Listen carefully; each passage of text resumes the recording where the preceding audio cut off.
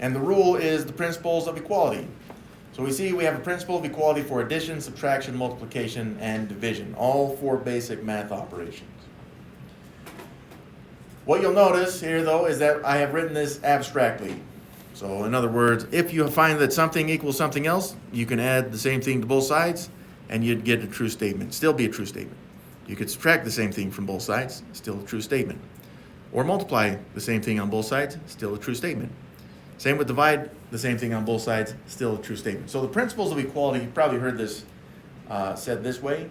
It just says whatever you do to one side of the equal sign, you must do to the other side of the equal sign. But we don't want to do it without purpose. So here's what I mean by that. If I have, let's say that I have, let's see if I can do this better. Let's say that I have x plus 5 equals 15, okay? Now, we've talked about this before. We talked about this last time. Math is, you can do a lot of things to the math. You just have to stay within the rules, okay? So it depends on what you want it to be, okay? So what I'm saying here is that even with the principles of equality, which I usually show like this, I'll talk about that. But if for some reason, let's say you just wanted to subtract 10 from both sides, you could. Now, you see that I've subtracted 10 from both sides here. The question is, why would I do that? I don't know. I just did it randomly to show that you could. In fact, if you wanted to, like I said, you can do whatever you want pretty much here, as long as you do it to both sides, right? So if I wanted to take the left side and multiply it by 8, I could, as long as I multiplied the right side by 8 as well. You can do that. But again, we want to do this with purpose. So here are the purposes, okay? So when you look at either addition or subtraction, okay, so here's addition or subtraction right here. If you see addition and subtraction in the equation, chances are you're going to have to use either addition or subtraction principles of equality in order to make zeros. Now, we talked about this last time as well. You're going to force values to become zeros. You're going to force them on your own. You're going to take control of the numbers. The reason why you're going to do that is because if you don't, the numbers will control you and they will destroy your life like they have so many before. So, you are going to look and you're going to see that you need to make some zeros. Yes, you will have to do that. Also, for multiplication and division, so you see that's the first part of the objective, right? We need to force values to become zeros.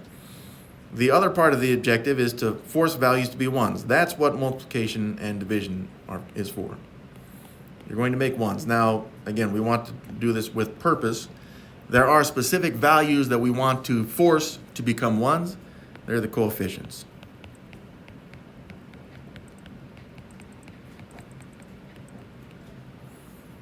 Yeah, really just the coefficient, but we can say coefficient, okay?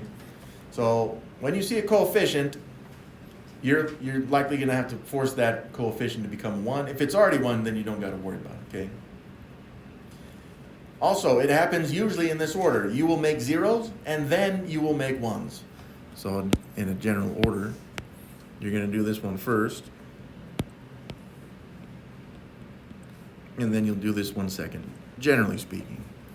Now you'll notice, like I said before, last lesson we learned how to distribute and combine like terms. Today we are not seeing that. If it were required in an equation, you would usually combine like terms and distribute.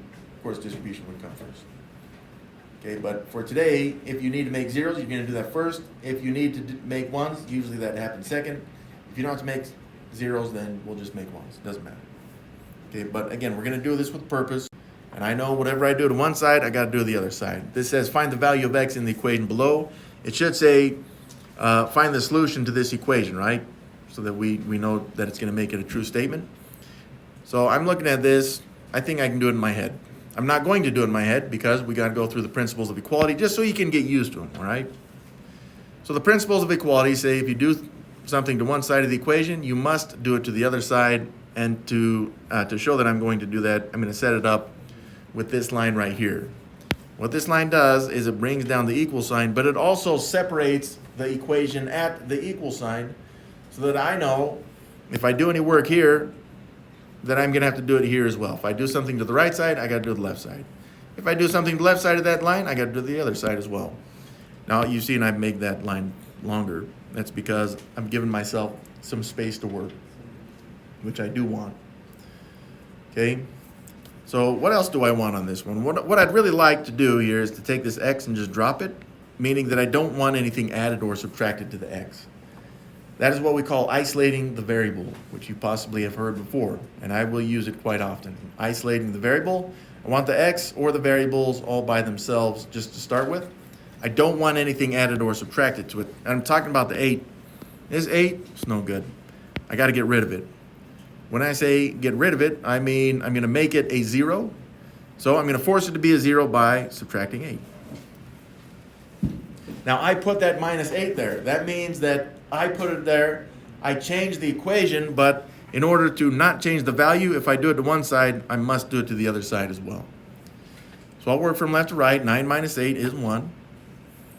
Now, for some of you that need to put that in the calculator, never feel ashamed to put stuff in the calculator. That's what it's there for. It's there to help. It's there to calculate for you. That's why it's called a calculator. We also have 8 minus 8. You'll notice here that I've made a 0 there. That's because it is a 0. In fact, if I wanted to, I could, let's change this just a little bit, just the way it looks, not its actual value. What I have here is 0, and then I would then have 0 plus x.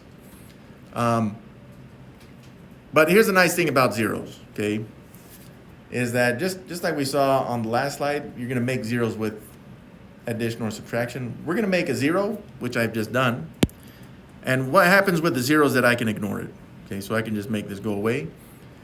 So zeros, numbers that are zeros are also like people that are zeros. We get to ignore them. So this x right here, I'm gonna move this over and show this as x equals 1. Now that looks pretty good. Like I said, I think some of you guys could do that in your head. But I'm actually going to check this. I can check to make sure that this is the actual solution by going back to the original equation. 9 equals 8 plus x. But right here, I'm showing that I think x is 1. It should be true. So if I take that x in the original equation, replace it with the 1 that I found, I'm going to check for truthfulness. So I put a question mark over the equal sign just to make sure that it will be true. And I can see here 8 plus 1 does actually equal 9. And last time I checked, and it should always be this way, but 9 equals 9 is a true statement. So now I know that I have found the solution. I can box this in and call it my solution. Because when I replaced the x with 1, it made a true statement. Now I showed that by hand, but since we have calculators, I will no longer show this by hand, the checking. I will use a calculator. I would just type in 8 plus 1, see if it's true. If it is, I'm in good shape. If it's false, then I got to go back and see where I made a mistake. If there's fractions, chances are we made the mistake while typing it into the calculator. If it was something like this, chances are we made a mistake in the principles of equality. We'll have to see.